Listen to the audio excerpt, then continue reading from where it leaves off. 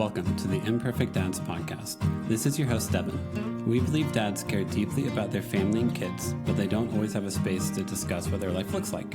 Our podcast is a space for dads to discuss the ups and downs of fatherhood and how they feel like they're holding it together or how they're not. Thank you for joining us for this episode. This podcast is part of the Never a Face Network. Make sure to follow them on Instagram or go to the website neverafacenetwork.com. On this episode, we have our musician Tony Kamel. I talked to Tony about expecting a second kid in 2026, life as a musician, having a painting business, mental health, and activities he likes to do with his daughter. A big part of this conversation was talking about the stress and anxiety of figuring out how to make sure your wife feels supported, but also you're financially secure and trying to be present for your family. Tony was really honest about the tension of wanting to get out on the road and play shows, but also not miss any moment with his kids. And I really respect and appreciate his honesty in this conversation. And also just like one more thing. Dad, just start the episode. Oh, my bad. It's fun to talk to creative dads about their life. Because, yeah, there's that moment of like you're closing the door to go write a song or go try to see what creatively you have in you. But also behind that door, you know, is your wife dealing with a screaming kid. And you're just like, peace, I'll see you later. And it's not easy to switch modes or whatever you want to call it. No, it's really not. And I've gotten a little bit better at it, but it's still, there's like I have to like do some breathing or something and just sort of switch my head or my mindset, if you will, because I don't know, it's I have a hard time putting it into words, you know, and I'm still figuring it out. It's definitely a thing. It is. And I think even if like parent or not a parent, I still remember my like first job out of college was like very data entry heavy. So I'd be doing like one side of the brain. Then I'd get home and I'm like a creative person. So I'd be like, okay, now create. And I'm like, I've got all my inertia going in this direction. And I'm expecting myself to hit the brakes hard and then switch and be inspired. And I'm like, I think you can learn to practice. You can learn a rhythm in which you can get there and center yourself beforehand. But like, it takes a freaking lot of work. And some days you can do it. And some days it's like, I have no idea what the hell I'm doing today.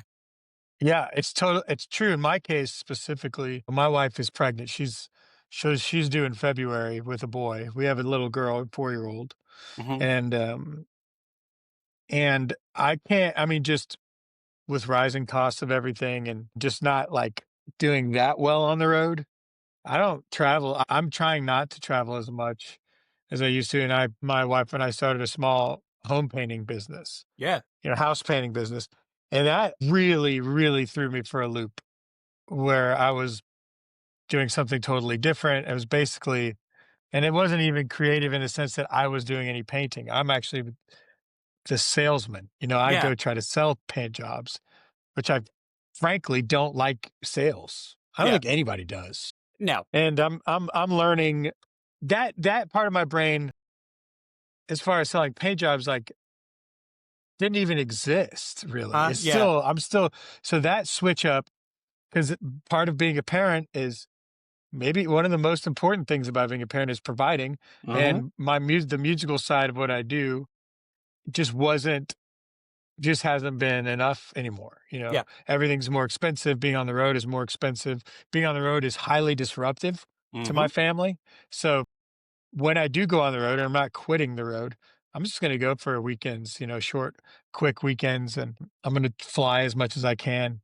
So, because I still want to do this thing, but that switch up. So now there's 3 things in my head. It's like, okay, I've got this company that I want to get, I'm not trying to make a multi-billion-dollar company here. I just want to do a handful of paint jobs a month, but that's a lot of work, and it's a whole different part of my brain, and especially in the beginning, and even now, really hard for me to be like, I don't know, is this a good idea? It's pulling away from my creativity. It's making me stressed out and confused creatively, mentally.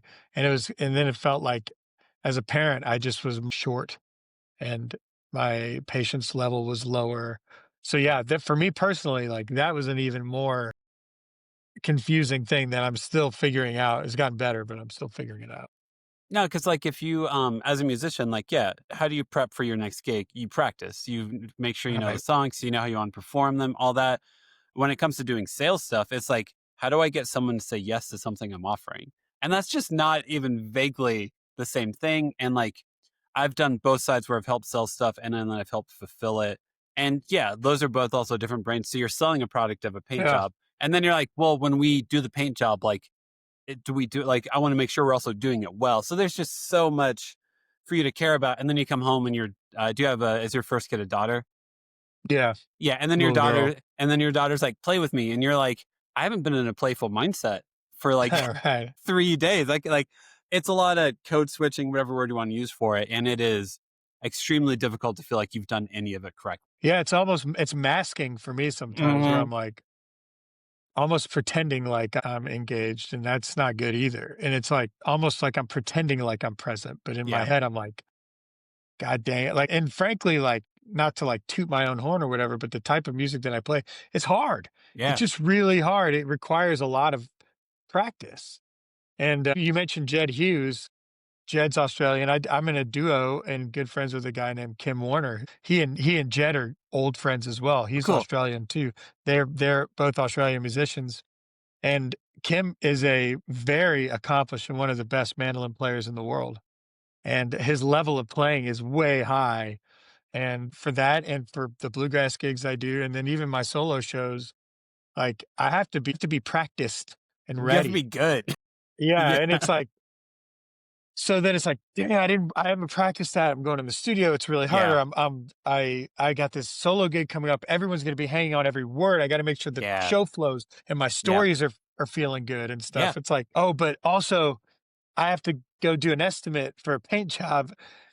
And it's like, I'm still learning how to be like, I need to be here with her yeah. and also make sure my wife's not doing everything, Yep. you know, and like make sure that she's not taking on the entire mental load, which she is. Yeah. And that's sort of the default and try to help relieve some of that for her. And I'm not good at that either. Nope. So it's been a mess. It's really serendipitous that this podcast is happening today because a lot of things have come crashing Yeah, together yeah, just yeah. this week. I mean, I got home and I'm sorry, I'm gonna let you talk. I Dude, promise. no, no. But I Honestly, got man, yeah, you're good. I went on the road this weekend and it was like it's really gonna be my last tour for a long time because Yeah, the holidays are coming up and that's a slow time and the baby will be here in February. So, really basically I won't leave the state again until, at the earliest, I'd say late March, early April, or I'm sorry, mid-April, late April probably. yeah, So and that may and I will do regional gigs and stuff. And so there's this weird little like I'm sad about it because yeah, I like playing music for people. But also like, I was gone for almost a whole week yeah, and you know, even my daughter is adjusting to me being home in her behavioral patterns, yeah. even just after like 6 days. And so, yeah, it's fun. It's funny that this is coming up now. It was very appropriate. No, it's true. Like, I think anytime I've ever like played music, I think like from what I can tell with musicians that are parents, there's this constant battle of playing music like makes you feel alive. And it's almost like this is why I'm like it can make you feel like it's your purpose, right? It's like I'm here, I've been able to do this, I've been able to form these songs, people connect with it, I connect with them. That's energizing. That's amazing whenever that happens. And then to be like, but then on the other side of that is you get home and yeah, there are the like, your daughter hasn't seen you in a week. So she has to Yeah. get used to being around you. You have to be used to being around her. And you're like, is that high I felt from playing on stage worth this week of catch up? And I feel like that's the tension of like all musicians that have families is, oh, I really like this. I really like doing this. But also if it causes my daughter to regress every single time I go on tour, why the hell am I going on tour? Like, what am I doing? Right. Yeah. And it's hard whenever your creative job of being a musician, I think it's so deeply tied to to who we are.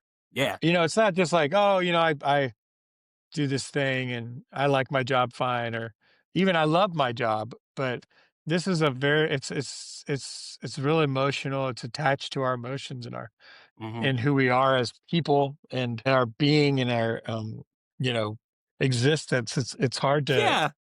let go of, which is why I think a lot of us kind of never stop doing it. Yeah.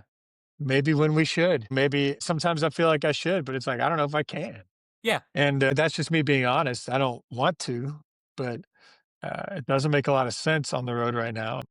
And I'm just in one of those phases where it's like, I don't feel like this is working. And Hmm. even though I know and feel confident in the stuff I've made, and I feel like the music is good and Yeah. the recordings are good and the show is really good, but and I was lucky enough to come home with a decent amount of money on Yeah. this tour, but it's also like it's not life changing money by any means.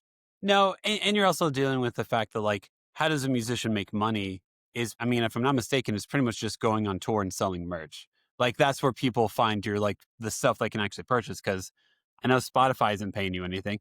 So, like, it's you if you wanna make a living at it, you have to then find the revenue streams that actually will pay you money to do this, and that's not what it used to be like a decade. I think that the road works for fairly well for solo artists like Yeah. myself. I won't go on the road with a band Oh, okay. basically Yeah. ever unless it's a festival or a concert series or a private gig or something. Unless you have a very solid anchor date Yeah. that is insistent on me bringing a band and they're going to give us enough money to where I can pay my guys Mhm. very well to be there because Yeah. the musicians I like to hire are a little bit, they've been around the block. They're professionals. They're older Yeah. guys that they don't want to hop on a plane or in a van and go somewhere unless they know they're going to come home with money. They're not in their 20s or, they're not in Mhm. their 20s Yeah. uh, and they're the best around. So they Yeah. require, and they should demand a lot of money. And those are the kind of guys I want to play with. And so, yeah, but I do think if you're a solo artist, which is most of my touring, if not all of it, is nowadays, that can still be profitable if you're doing some house concerts and some ticketed gigs in places where you think you can get a few people out. Yeah. Where are you located in the country? Like, which region are you in? I'm in the Austin area. I'm in Dripping Springs specifically, is where my family and I live. But I am from Houston, so that's a good ticket for me. Yeah. And Dallas isn't great, but I can go up that way. But there's a lot of really pretty little towns in the hill country, which is in central Texas. It's hilly and pretty, and Yeah. there's some little towns where you can do some gigs throughout there. There's a lot of bluegrass gigs around Austin. Mhm. Every Monday night at Radio Coffee Beer is a really fun thing if you're in the area. So I do a lot of that kind of stuff. And then because Austin is there's just a lot of stuff that goes on corporate wise, like a lot of Yeah. conventions, a lot of meetings, a Mhm. lot of events. So I'd say 60 or 70% of my music income comes from private gigs, maybe even more. That's cool. Yeah. And I like that. I like Yeah. private gigs a lot because it feels like you're working and it feels like there's no pressure on getting people out and tickets and things. And you just got to do your job and do it well. And if my job is to play music basically for myself at those gigs, because most people are doing networking and stuff, Yeah. I can do that all day long, Yeah. kind of what I live for. So a lot of that stuff. And you can make a decent living, especially if you're a sideman, which I'm not in Austin playing sideman gigs every night. And that's one of the reasons why they call it the Velvet Rut because it's Okay. kind of nice and you kind of get stuck here. I don't think it's a rut. I think it's a good thing. It's a nice place to live. A lot Yeah. different than it used to be, but I still really love it. Mhm. And not, leaving your family and making decent money playing music isn't a bad deal. No, not at all. Yeah. Yeah. Yeah. No, do you, are you close to, where's, like, North Texas University at? That's in Denton, right? That's in Denton. That's a good 4 hours from where I Okay. live. Cool. Because I feel like, normally, if you can find, like, a good college town, which I know Austin has a college, Denton definitely has a college. I feel like those places, you have all, like, the people in their 20s who are like, "I wanna go out and see live music tonight on a Tuesday night," and then they'll Right. show up to shows, but, like, yeah, man, I'm 38, like, to get me to go out to a show on a Wednesday is like, I've listened to this band for 20 years, I know I Right. have a criteria list in which it has to be worth it for me to leave my family for a night. Yeah, you might be right. I can't quite put my finger on this system anymore, but I No, do yeah, think, yeah, I do think there's a way to do it still if you're a solo artist. I feel like then really, if you can manage. By the way, this is not easy, but if you can manage to get 40 or 50 people out, or even 30 or 40 people out, you'll end up with decent money every night. It's yeah, not life-changing money, but it's still it can work financially because you're only and if you don't if you're just, by yourself, you only need one hotel room, or Yeah. you only need one of everything, and it only gets split one way. Yeah. Yeah. That's cool. That yeah, I think that's also like a sign of maturity as like or how you probably treat this as like a career is you're like, "Hey, if I can do this by myself and I can make some money on it, that's awesome." As opposed to like I'm sure you'd love to play like a venue that has 3,000 people, play for as many people as possible. It's like, "Hey, you know what? If I'm out here playing to people and I'm making some money off this and I'm having fun, then Yeah. that's not a bad life." No, some people would say it's the dying embers of a once raging fire of a career, but I think it's good. And I think that I don't like that perspective, but it's sometimes, your intrusive thoughts take over and you Yes. feel that way. But I try to be thankful and have a lot of gratitude, and understand that I'm lucky if anybody Yeah. comes, and I am still going to do it. It's just Yeah. kind of how I am and what I'm going to do. Yeah. And by the way, there's markets where I can pull out several hundred people, Yeah. and I'm lucky that that exists at all. And Mhm. I feel fortunate to be able to do any version of it. Yeah, of course. So you said you're going to have a second kid in February, right? Mhm. How do you feel about going from one to two? How's your mental space with all that? Besides making sure that like you can financially provide and all that stuff. Man, it's so weird. It's so weird. I can't wrap my head around it. Yeah, It's like, I know it's happening because my house is full of shit that for this kid. Hopefully, I'm allowed to cuss. I won't do you're that good. again. You're good, man. You're good. Yeah, yeah, Okay. And, my wife is clearly pregnant. yeah, I can feel the baby move inside her. I've been to all the ultrasounds, but it's like, it doesn't, it almost hasn't, I don't know, man. I'm having a hard time wrapping my mind around it for so many reasons. I have a girl. I kind of wanted another girl because I love being a girl dad, hmm and it's a boy, and that's yeah, great. So I'm rethinking those types of things, and rethinking our little house, and yeah, how we're gonna fit. There's all kinds of things in my head, and I'm pretty good at both ignoring those things and dealing with them. yeah, But I know my wife is like, she's like, she's got a lot going on up there right now, and yeah, I just today have been trying to figure out how I can be better about relieving some of that from her. But it's been a lot. I don't know. It's hard. I can't yeah. I even got you. really. Yeah, no, that's fair. Yeah, Yeah, but I can't put it into words. But the only thing I can say is that I'm definitely excited. yeah. It's almost like I can't really even quantify it until it happens. Yeah. For your first kid, when did it feel real that you were having a kid? Because I agree. Like until like my wife had her first contract, I have three kids. And until, like, she started having contractions, I was like, "Oh god, this is real." And I was like, "Devin, she's Yeah, been pregnant for, like, 8 like, this is coming." Like, but until, like, the process of labor and delivery started, I was like, "Yeah, no, it's fine. I don't have to focus on this yet. I'll be fine. I'll be fine. I'll be fine." And then yeah. So when did it start to feel real for you? For your first kid? man. I don't remember. I don't remember anything. I I uh I think it was there was a couple of things. Yeah. Yeah, we had a miscarriage first, which was Okay. rough, and then Yes. so there was whenever it happened, and it got to a point where it was likely everything was going to be fine. Mhm. There was definitely some stuff going on that made it feel really real. Then, oddly enough, like when the baby was here, everything felt supernatural. It was all obviously very difficult. The Mhm. lack of sleep, in particular, was hard to adjust to, and I haven't really slept since then.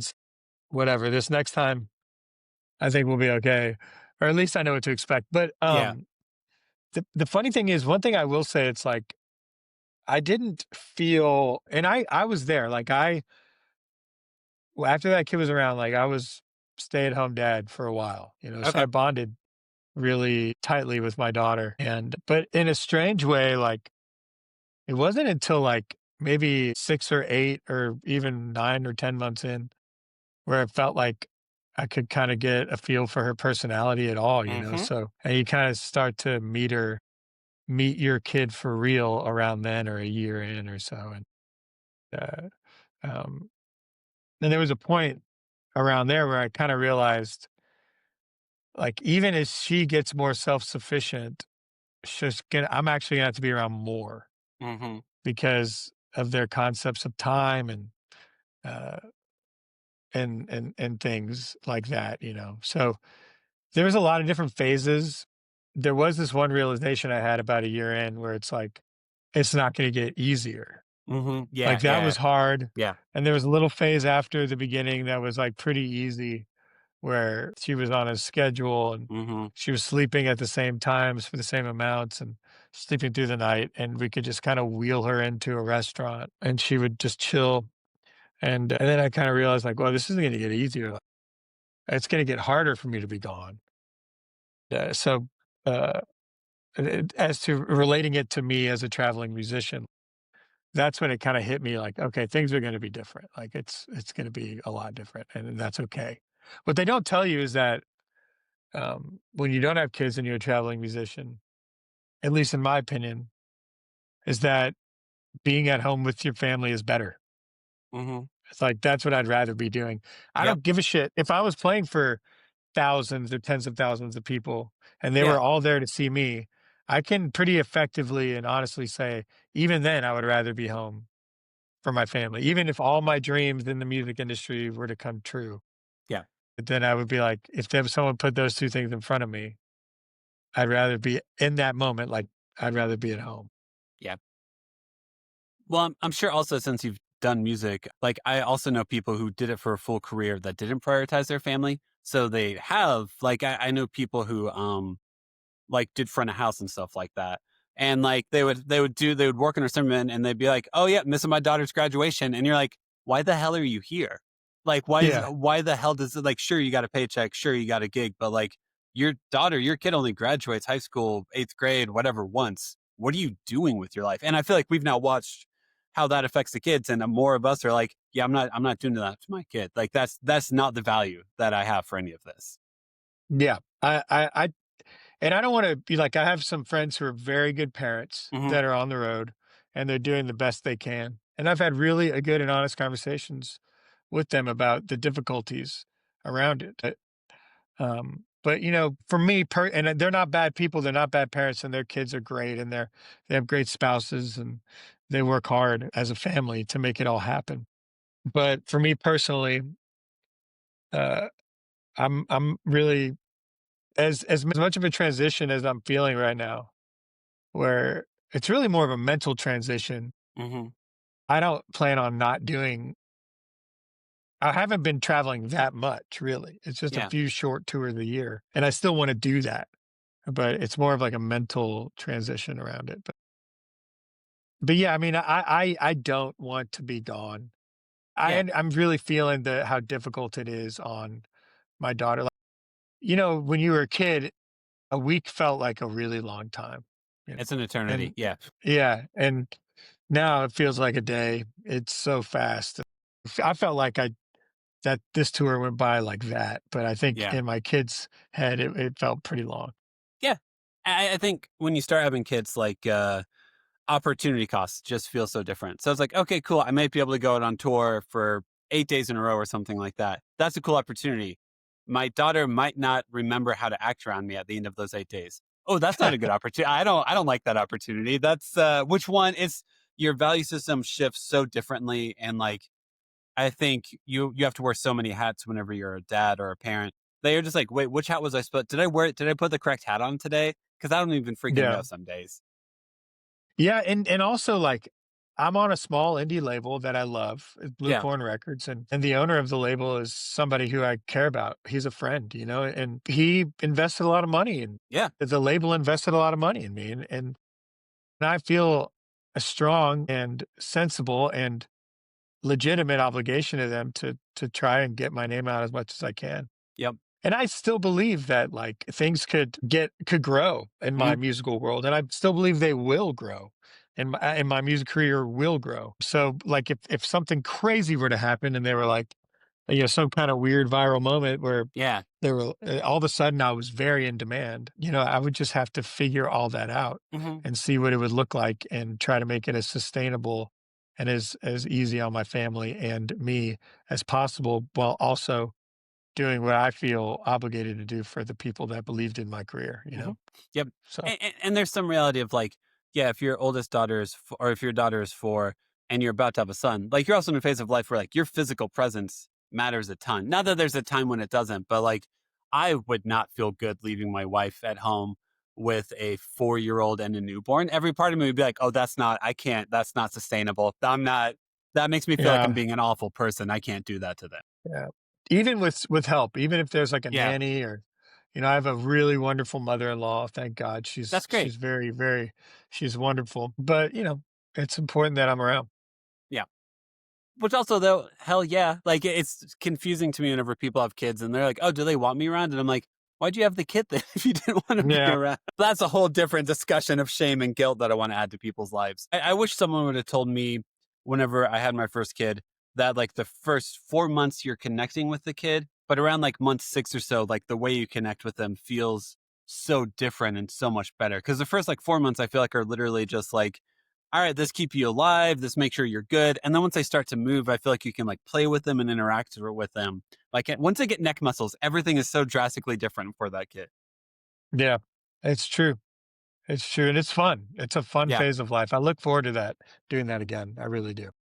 Did you ever do like most of my kids, I feel like before they were 6 months old, they would do like the only way they would sleep is if they were on you. So you would do like the contact naps where you'd be like, oh, guess I have to sit here and watch a show and hold a baby. This is awful.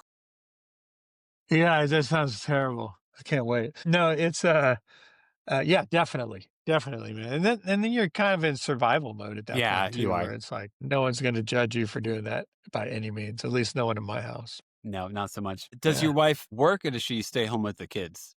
She works. She works for a Okay. company, like a home services company essentially. And it's we're really lucky. She works from home and she has a great group of coworkers and boss that provide a lot of flexibility. Nice. That's awesome. It is. Do you have family? Does your mother-in-law live in town? Yeah, she lives about 40 minutes from us, and I Okay. have a brother just a few miles from us. And my mom's in Houston, which is about 2.5 hours from Okay. us or so. So we got yeah, we got family around for sure. Cool. We're That's really awesome. lucky in that regard. It It's one of is. the one of the biggest parenting hacks there is just have family around. Yeah. Well, I lived in Nashville for like 18 years before moving out to Denver. I live out in Denver suburbs now. And yeah, whenever we started having kids, we noticed a lot of our friends suddenly picked up and moved back home because they're like, how do you raise kids without family around? Because there are so many moments where it's like, hey, can you just literally, I want to go grocery shopping and I don't want it to take 3 hours. Can you just watch my kid for like 45 minutes? Yep. Yep. Yep. It's very helpful. And I'm always down. Like we have also a really strong network of friends here, and we help each other out. Yeah, that's awesome. That's great. Yeah, I love it. Good. That's great. What are some things that you like to do with like your daughter, or if like you're around? What's like a game you like to play? Any activity you like to do with her? I built this really. It was fun to build. I built her a playscape myself. I just kind of threw a bunch of Cool. stuff, Yeah. and we put a swing set in a tree, and so we like to play out there. We She likes to be swung up really high, Yeah. and she's starting to. She's I haven't put any of this on her, but she can sing pretty Can good. she Like really? yeah, I was surprised. She memorizes lyrics really quickly, Yeah. and I've learned a lot about Taylor Swift and about that most recently that K-pop. Demon Hunters? Oh, yeah, man. Yes, thank It's you, thank constant. you. Yeah, no. Yeah, I have 2 yeah, daughters. Trust me, man. The Taylor Swift and K-pop Demon Hunters life, I don't think there's a light at the end of this tunnel because it's just so constant. yeah. I mean, this is literally just since I left for tour and came back, she discovered that, and uh, and I'm enjoying it, and but I've noticed she does like to sing, and so Yeah. I'm singing with her, and um, she likes to draw and color, so we'll do that together. We try to avoid TV as much as possible, so we try Yeah. to find little uh, stuff to do. We paint Yeah. together. That's a lot of fun, and so yeah, yeah. I'm still discovering what our that's changing. So it changes so quickly that the stuff I'm mentioning now is it's almost Yeah. like it could be different next week. Yep. I know whenever we had our second kid, I felt like that mostly just meant me and my oldest became better friends because there'd be so many moments in which my wife needed to nurse the kid, needed to do something with the kid where my second born just didn't want me because they were so young that I was like, cool, well, I'm Sure. going to go take our oldest out and we're going to go get a donut. We're going to go to a playground or something. So that's like, that's the only real like advice or anything like that for heads up is like, you'll probably have so much more time to spend with your oldest that it's just really fun to think of things you can do to make that time special. I'm learning that. Yeah, I'm preparing my mind for that as well. When things are crazy dealing with a newborn, and I Hmm. just need to get the older one out of the house and go do some fun stuff. Yep. Because I think that's like the question every man has when you have a newborn is like, so what do I do that's actually helpful here? Because I feel like most of the stuff I do doesn't, I'm not sure if it's helping. And I really want to be helpful, but I don't feel like it is. I think that my role is going to look completely different than it did the first time, Yeah. because I think my role is going to be give me some peace Yeah. by getting this other kid out of my face, and I think, and I'm down, Yeah. I'm down. It'll be like a second thing, like, because we really did get close. We Hmm. really are close, because when my wife went back to her normal job, I was spending days at home with her. Hmm. Um, I think that, I mean, she is in a, she goes to daycare part time, and she'll go to daycare a little more Yeah. when this happens. But still, I think that'll be my biggest role, and I look forward to that. Yeah. That's awesome. I think that's like a thing I usually try to give. Yeah. I just try to give dads that heads up is like, if you're having a second kid, you're going to find a lot more ways to bond with your oldest than you realized. And it's going to be super helpful that you do that. Yeah, I can't wait, man. I'm Yeah. excited. That's cool. Do you remember when you had your first kid, did it take you much to shift from being on the road to being more stay-at-home dad world? Like, was that much of a transition for you? Yes and no. My first kid was born in 2021, so Sure, the different world. Yeah, pandemic, different yeah, world. Yep. it was a whole different thing, and I wasn't really able to get on the road until towards the end of that year. Yeah. But yeah, I did definitely. There was some mindset shift, but to be honest, when opportunities to travel again came up, I couldn't have been more ready to get out of the Yeah. house, and play some music. And the trips were short. They're Yeah. weekends, and she was still so young to where it was It sort of felt the different. opposite. Yeah, it's like, as opposed to now where I might as well have been gone for a month. Back then, I might as well have been gone for 5 minutes. She was still so young. Yeah. So yeah, at the beginning it was a really nice time, because Yeah. I was like, hell yeah, I get to, hop on a plane to San Francisco and Hmm. play a show in Sebastopol, a show in Santa Cruz, and a show in San Francisco, and then come home. I That's was not like, bad. it might as well be vacation. Yeah. I hate to say that. I hate to like make it sound bad for other working musician dads, where it's not a vacation. It's It not. is It's hard work. work. Yep. It's work, but it felt like it, because, both because the pandemic had kept us home, had been wreaked havoc on my band, Hmm. and we broke up right in the middle of the pandemic. And then, to have the opportunity to get back out and play music, everybody in my camp was excited for that. Yeah. No, I always forget like how different the pandemic looked for musicians and creative types. Cause like, yeah, hey, how do you get people to pay attention to your music? Oh, you go play a show in their town. Yeah, so that town doesn't live more than like, that's not you can't do that. So that's a different energy to go from being home with a Yeah. newborn to be like, hey, do you want to go play a weekend in California? And you're like, yeah, and you're paying for the plane flights? Yeah, do I sign up now? Like when do I do this? Yeah. Yeah. And by the way, like, I will do that stuff again. Yeah, yeah, I yeah. don't want any listener here who either likes my music or is just discovering it to Yeah. think that I'm retiring. I'm not. I've made a few recent social posts talking about how, hey, this is my last tour for a while because of this, Yeah. that, and the other. And I guess I made it sound like I was stopping, You're and done? Yeah. yeah, and I did not want that to be. And now I need to have a whole new PR campaign. Gosh. And not really, but I'm No, gonna. I got you though. Yeah. Well, I mean, I think it's got to be exhausting to be a musician or creative anymore because, like, you're trying to let people into your mental space. And, like, realistically, man, like, you shouldn't be on the road for a bit. Like, you should be home nesting, making sure your family's taken care of. And then, like, and 7 months from now, like, if you do a mini tour, something like that, hell yeah. But, like, to expect you to still tour whenever your wife could give birth at any moment, no, you don't Right. owe that to me. Oh, take care of yourself and your family. And Oh of yeah. course, you'll get back Yeah. to this whenever it makes sense. Yeah, and I'm not that popular. Like, truthfully, like, I'm not, there's not like, I could say, "Hey, I'm retiring," and there'd be a really awesome diehard group of fans that I Yeah. love. That would be really sad, but it's a small group. It's not a huge group of people out there. I am very thankful for them, and I Yes, of look forward to course. playing for all of them again. But it wouldn't be this seismic thing for It me to wouldn't do be that. front page of like People magazine or No, anything. not even close. But I also know a lot of musicians like American Aquarium or like the Wild Feathers, where their fan base like loves him and he's very loves them, and they're very much like, oh, thank God, like because the loyalty of that fan base is so meaningful that people connect with what you do. That you're like, oh, I'm not taking that for granted. I'm not taking that lightly. But also, Never. I kind of want to be around when my child's born. Yeah, you have to. You do, And what's cool about those smaller fan bases is I hope they feel like they know me a little bit, and yeah. truly feel like they want that for me. They're like, Hmm. "Hey, yeah, of course." Like, part of my brand, in a weird way, and maybe this isn't good branding, is that I'm a good dad, and Yeah, I yeah, want that to be the case, whether it's good or not, for branding or for sexiness or whatever it yeah, yeah, is. yeah. People, I don't care. I can only be myself, Yeah. and that is a big part of who I am now, and I'm happy about it.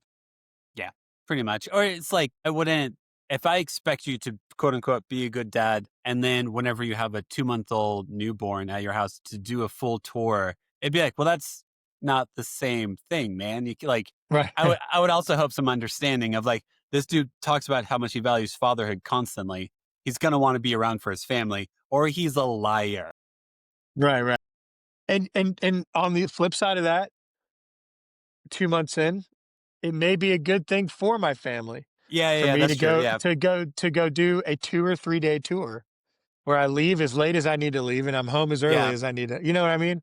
Where I can come back refreshed and feel it, because yeah, you said at the beginning of this conversation, the energy you get from that, it's kinda hard to describe, and yeah, for us, for people like me who need it and will probably need it until they die, yeah, it's an energy. And I'm glad you use that word, because it gives you an energy that you kind of need, I think. And maybe it's a selfish thing. I don't know, but it is a thing for me. yeah, I love to play music for people. I do everything I do. The time I spend on social media trying to build up my thing, anything I do to nurture my music, yeah, my business of music, is because I want to play music yeah, in a room with people. yeah. I That's I don't know why it is, but, like, I also feel like if I do something that is meant to energize me, I have to tell myself it's not selfish. Like, if I'm like, "Hey, I'm gonna go see," like, I live 20 minutes from Red Rocks. So, like, hey, if I wanna just go see a show at Red Rocks, like, that's awesome. But some part of me is more like, am I abandoning my wife for the night and my family? And they're like, "No, you're gone for, like, 3 hours, and we're just going to bed." Like, it's fine. yeah, But yeah, yeah. my first instinct is to be like, if I go and do something that's selfish of me, and it's like, did you come back inspired and, like, excited about life? Yeah. Mhm. Why would like, don't you think your family's then gonna also feed off that energy? But that's like a narrative in my own head I have to constantly rewrite, because some part of me assumes selfishness because I want to do something for myself. Your family usually benefits from you being energized about your existence. I think so too, and I think if you feel like it's selfish, it probably means you're a good person.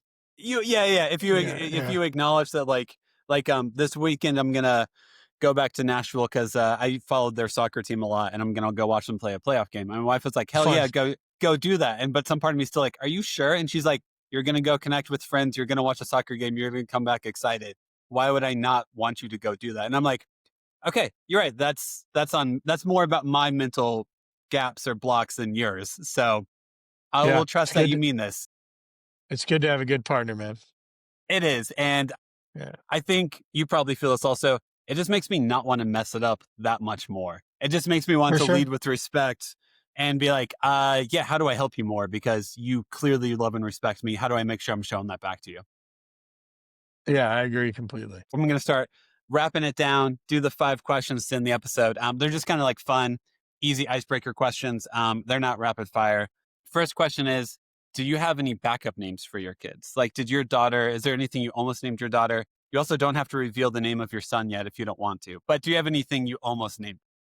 No, no problem. I don't remember what the alternates were for my daughter. Her name is Stevie, and Stevie Lee Camel. And my dad passed away 11 years ago. His name was Steve, so we named her after him. Okay. So that one I think came in pretty clearly, pretty early on. If it was gonna be a girl, her name was gonna be Stevie. I don't remember what the boy's name, Okay. we had picked out was. This boy, his name's gonna be AJ. Mhm. My name is Anthony Tony, obviously, Anthony Joseph.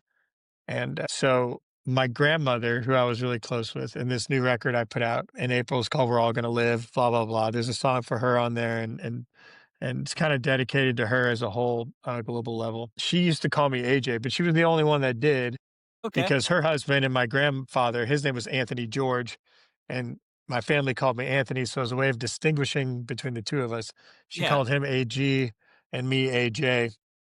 But she was the only one that did, and I kinda liked it, so and then my brother, his name is Andrew, and so we're naming the kid Andrew Joseph, but we're gonna call him AJ. That's cool. So it's sort of, it's an homage to my grandmother, my brother, and me in a way, so it's just sort of a family thing. Nice. That's awesome. Yeah. That's cool. Well, Yeah. I honestly my wife wanted to she kinda liked the name Leo, Mhm. and I wasn't that into it, I can't remember, there was another one we thought about.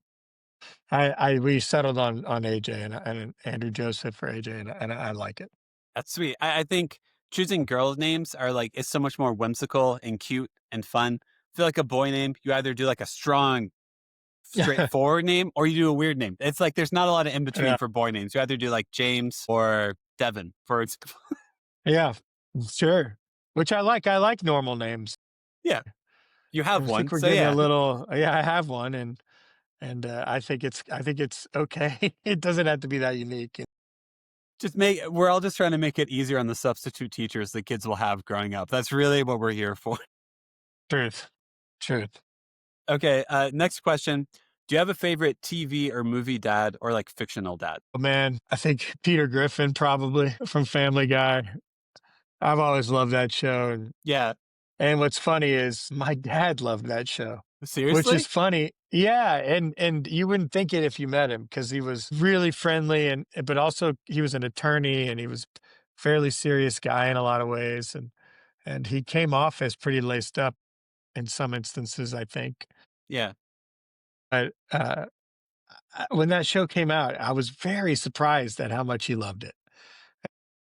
So, but I just thought, for many years now, the show, when it first came out was so it got canceled twice. Yeah. It really pushed the limits of TV, and I kinda have a weird or, odd sense of humor, and so Yeah. I really loved it. So, between, Peter Griffin and Homer Simpson, Yep. those are 2 of my favorites. That's as if your dad was like, "I will never be this person, so I'm gonna Yeah, laugh because he's hilarious." it's ridiculous. Yeah, exactly. Yeah. That's awesome. Next question.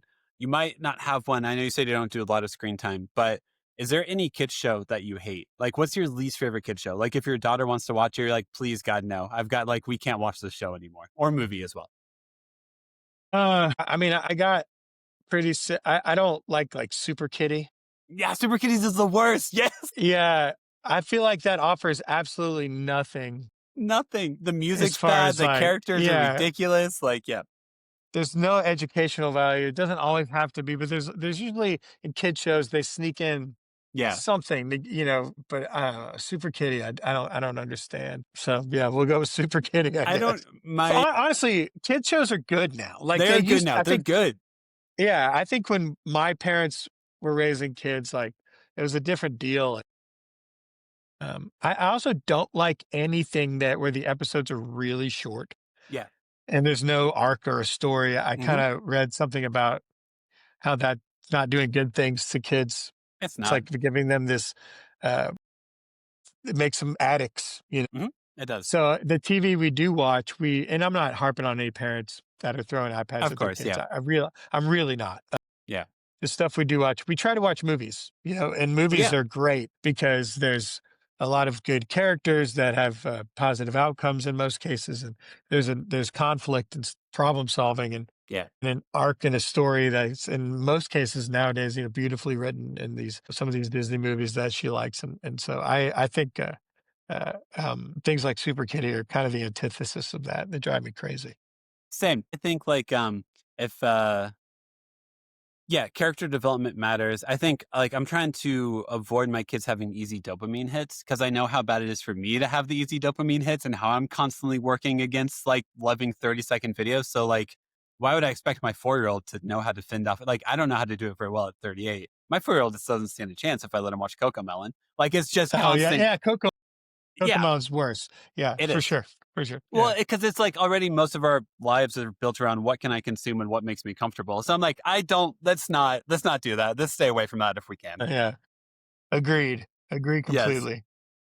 Yeah, super cuties. Even the music, like my kids will want to listen to Yeah, music sometimes, and I'm like, this music is so over the top, ridiculous. Like Encanto's fantastic. Like I then try to steer them like, let's do Encanto, let's do Frozen 1 or 2, let's listen to that soundtrack, and they're like, yeah, we don't want to, and I'm like, I'm tired of listening to 45-second songs. Can we please have like a story arc? Can we have a bridge? Can we have one bridge in a song, please, please, please, please? agree, Anyway, agree. there's my mini rant for you. Next question. Do you have a replacement curse word? Like when you're around your daughter and you want to say a curse word, do you have one or do you just say the curse word? I say the curse word, and I'm gonna have to change that because she says them now. No. Yeah, that's the moment where Yeah, you're like, oh man, shit, I can't do this yeah, anymore. but I don't hold back. I don't I found that and I've read some, I think there's some anecdotal evidence that kids know when they shouldn't if they're a good if they're a fairly well-behaved kid or Yeah. even if they curse at home like they won't at school or they Yeah. won't in certain settings. I don't really, I think this may have to change, but it doesn't bother me. Cussing doesn't bother me. Okay. I like to cuss. Yeah. I try to keep it in appropriate settings, but I think I grew up in a house where we couldn't cuss, and I had excellent parents, by the way. Yeah. I Yeah. was lucky, but there's already too many other things I got to try to avoid. So I I'm gotcha. Well, gonna, also, like, yeah, I mean, I still remember being a kid, and if my parents were like, "You can't say the F word," I'm like, "So the second you're out of earshot, I'm saying the F word as many times as I can." as So, like, loud as I can. Yeah. as loud as I can. So, like, it's just a word. Just know when to use it and when not to. And know if you say it at school, there will be consequences that I can't really Hmm. control. So don't do it there. Yeah. Yep. I agree. And then last question is there like a moment of your kid's life you're most excited to like be a part of or have them experience? Like whenever you think your daughter's life, your son's life, you're like, oh man, I can't wait until they get to this point of their life. Man, that's a good question, and I haven't really asked myself that, and I should, because I'm so worried about the opposite of that. I'm worried Yeah, yeah, about having a daughter that's dealing with social media and being a teenager. I'm worried about yeah, having a son that, it might be dealing with bullies or something. I don't know. I worry yeah, about those kind of things, and I'm glad you asked that because I'm trying to be less worried about that, especially as my daughter's getting older and starting yeah, to go to regular school. And I think it's an important thing. I get a lot of intrusive thoughts where I think, like any parent, you worry about things. And I've tried to do some therapy around that where, yeah, I visualize good thing, like the moment I'm walking my daughter down the aisle or something. yeah, If that happens. So I try to visualize those things when I have those other intrusive thoughts. yeah. So I'll have to think about that. And Sure. Yeah, maybe yeah, if we do this podcast again sometime, I'll yeah, have an yeah. answer for you. Well, I mean, to Yeah. me, man, that just communicates you take protecting your children very seriously. You take Yeah. being like knowing what might be coming their way. You take seriously. You're not just like, I don't Mhm. know if they get an Instagram, they get an Instagram. You're like, no, people are miserable, and I know what monsters exist out there. And it's that Mhm. constant balance of like, how do I let you know what the world is like, but also how the hell do I keep the world from you? Because it might destroy you because the world doesn't really care. The world doesn't give a shit. So how do I protect you, but also that trying to figure out as your kids get older how to introduce them to like failure and what the world actually is. I I'll let you know if I ever figure it out because I don't feel like I do it well at all. So Well, I don't know if anybody does. I don't think so. But also good to be aware of what your anxiety is because I think that's what most of us is like. Oh, this makes me anxious as hell. I should probably go see a therapist and see if I can have it make me just anxious and not anxious as hell instead. Yeah, I think you're right. So, but yeah, man, you'll figure it out. We'll have you back on just for that moment for you to be like, hey, I stopped being so worried about everything and I figured out something. Here we go. I love it. We'll do an update one of these days. Appreciate it. And then last thing is just a moment for self promotion. If we want to follow your Instagram, your music, how do we find out more about you? Website, all that good stuff. Thanks, man. Yeah. My name's Tony Kamel, Kamel. It's spelled with a K, like the animal, but with a K. And it's Tony Kamel Music on all the socials and on Spotify. That's how you spell my name, Tony Kamel. I hope you listen. I got a record that came out in April. It's called We're All Gonna Live. I'm real proud of it, and I hope y'all check it out. Yeah. Sweet. And so perfect, man. Well, hey, I'll let you get back to your day. Good luck quoting people for painting and all that good stuff. And congrats on the second kid whenever he gets here. Thanks, brother. We'll talk to you soon. Great. Perfect. Nice to meet you too. See you, Tony.